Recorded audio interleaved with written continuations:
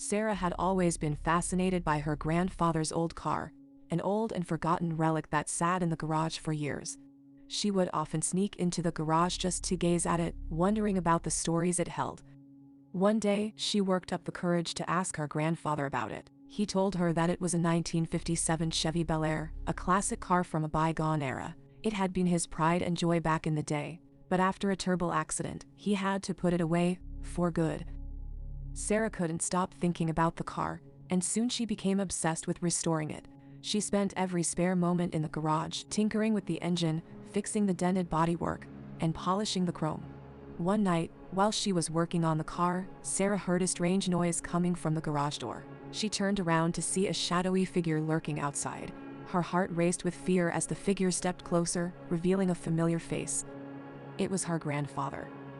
"What are you doing here?" Sarah asked, relieved but confused. "I came to warn you," he said, his voice low and urgent. "That car is cursed. It's haunted by the spirits of the people who died in the accident."